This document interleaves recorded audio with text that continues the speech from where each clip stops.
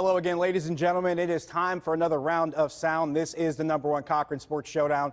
I'm your host, Josh Taylor, in tonight for Bob Pompiani. We have a lot to talk about, including a possible 18-game NFL schedule with a maximum attached to it for players. We'll sort that out. Plus, maybe some miscommunication involving a player's future, perhaps. We'll discuss that too. But our first topic of the evening is the Pittsburgh Pirates and this weekend series swept on the road at Wrigley Field against the Cubs in a really lopsided finish and a disappointing weekend for the pitching staff. And to help us discuss that and any other topics this evening, this is our panel going from left to right. Columnist for the Post-Gazette, also has a radio show with his own name attached to it on 93.7 The Fan. That is Paul Zeise. In the middle from the Associated Press is Will Graves, and on the right is Josh Yohe. Speaking of men with really cool first names, Josh Yohe of The Athletic. Gentlemen, we start with the Pirates. They get swept in Chicago. In the first game, it was the bullpen that falls apart, but in the next two, the starting pitching does not hold up. Paul Zeise, A, is there a way to fix this problem? And B, what is the solution if there is one? No, I think the biggest thing about it is this is who the Pirates are. I mean, they've got guys that have flaws. When you've got guys that have flaws, sometimes they look really good and sometimes they don't look so good, and that's when you end up with a team that probably goes 81-81 or 82-80 or 80-82. I mean, I don't think there is many solutions. I said this on my show, I guess cheap shameless plug, a few times, but the second half, if you're thinking there's going to be some sort of a resurgence, understand that every time through your rotation, you're sending Lyles, Brault, Musgrove, and Archer to the mound. Those guys can give you, some good starts, but they are what they are. And so this is who the Pirates are. I mean, they got swept. It wouldn't shock me if they go and sweep the Cardinals now. I mean, that's just who they are. I mean, if you look at it, we've been talking about the first half was like, well, they've been resilient despite the starting pitching being so beat up. Well, these guys were healthy, and they got knocked around. I mean, Archer was pretty good on Friday, but Lyles hasn't won since May 23rd. Trevor Williams' ERA has gone from before he got on the DL, it was 3.33. Now it's above 5. He hasn't won since he's come back. He hasn't allowed less than 4 runs in any starts since he's come back. This is who they are. I mean, let's be honest. The time to fix this, and I think I said this the last time I was on here and the time before that, was when Jameson Taillon went on the injured list. When we went to the 60-day, they knew he was going to be out indefinitely, and they did nothing. They tinkered with the openers. And that was, to me, that's where the season was decided. It wasn't this weekend in Chicago. Although props to Joe Madden, because let's remember, at the end of the last series against the Cubs, when he lost his mind in the dugout, I was in his manager's office that night. I asked him about, don't you see these guys after the break? And he said, I can't wait to play them. And guess what happened? They look like the team that's ready to win the division, and the Pirates did not. Yeah, the starting pitching is probably the single biggest issue for the Pirates. It's really easy to pick on Chris Archer because he's been here, almost a year now, and he has certainly not lived up to the hype. Trevor Williams, however, was so good at the end of last season, so good in April. I think it was in San Diego when he got hurt. From that point on, he hasn't been close to the same pitcher. That's a huge problem. And the Pirates season, let's be honest, effectively ended when Jameson Taillon got hurt. They needed him to win 15-plus games this season, I think, to have any chance to compete. He doesn't look like he's coming back now. I give them credit for what they have done. That homestand before the All-Star break, that was some inspiring stuff. It really was. It gave us all something to talk about into July. That's great. But Milwaukee and Chicago are probably a little better than how they've played so far. I think they're going to heat up. The Pirates are going to win 75 to 80 games, like you guys said. That's just who they are. Well, let's look at what the Red Sox did yesterday.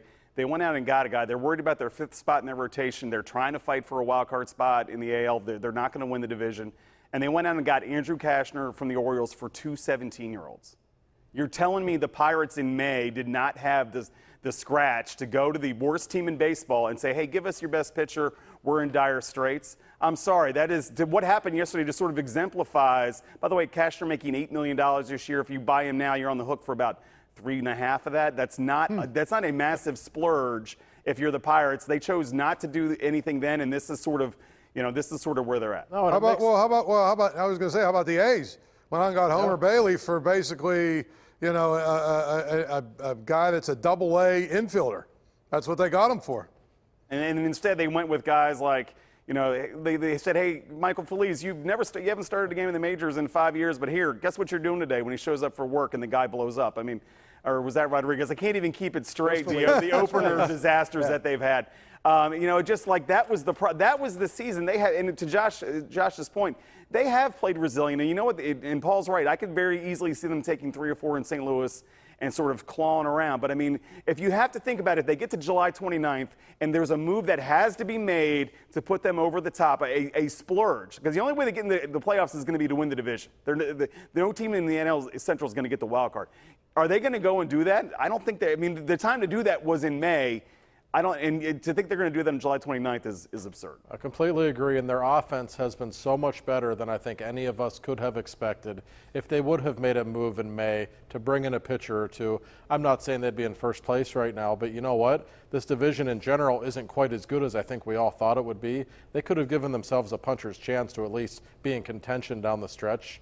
And I don't see that happening right now. And if I'm Neil Huntington at this point, am I going to go out and make a Chris Archer move like I did at the end of July last season? No, there's probably no point. And to that point, we have Andrew Kashner off the board. He now goes from Baltimore to Boston. Homer Bailey goes from Kansas City to Oakland. There's still a couple more names being floated out there. Madison Bumgarner's name's being mentioned. You hear Noah Syndergaard. They wouldn't pay for Kashner. You think they're going to play for Mad Bum? Well, here's my question. Here's my question. Who makes sense to you, Will? We'll start with you. Who makes sense right now? Who makes sense to me? I think you just blow it up. I think you start playing it for 2019 and beyond. I think I said this in 2017 on this show. There's no point in Major League Baseball winning 75 to 85 games. There's just, no offense, you're running in place, and that's what the Pirates appear to be doing. Congratulations, you're not an embarrassment, but guess what? You're also not a playoff team.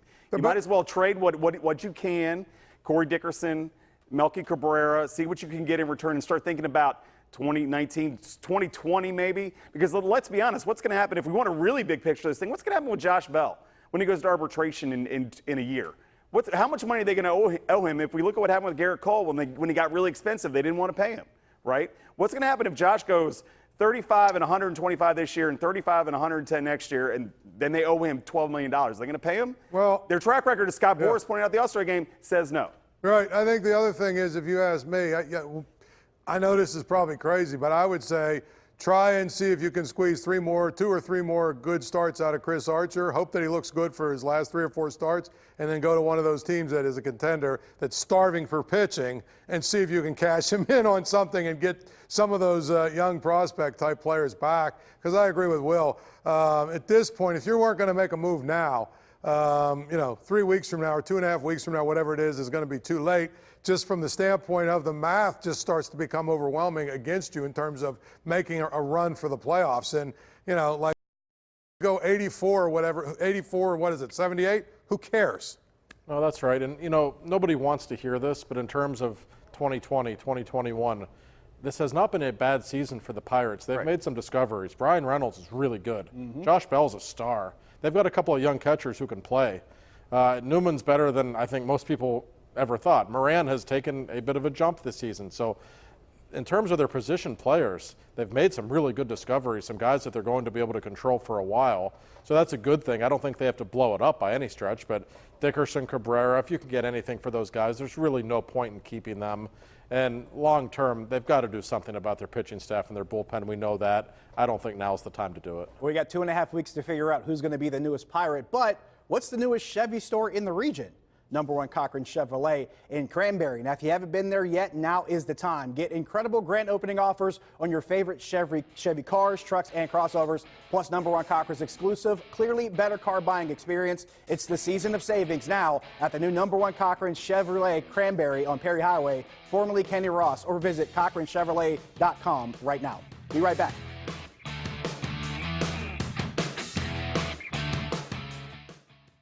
The #1 Cochran Sports Showdown is brought to you by #1 Cochran, Go One Better, and by Highmark Blue Cross Blue Shield. Have a greater hand in your health.